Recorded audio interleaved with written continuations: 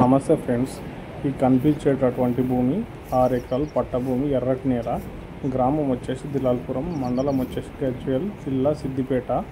National highway నుంచి 15 కిలోమీటర్లు, గజ్వేల్ నుంచి 10 కిలోమీటర్లు. 60 ఫీట్ రోడ్ నుంచి ఒక 100 మీటర్లు ఉంటుంది. దీనికి 20 ఫీట్ల దారి సీసీ రోడ్డు కలదు. సీసీ రోడ్ నుంచి డైరెక్ట్ పొలంకే దారి ఉన్నది.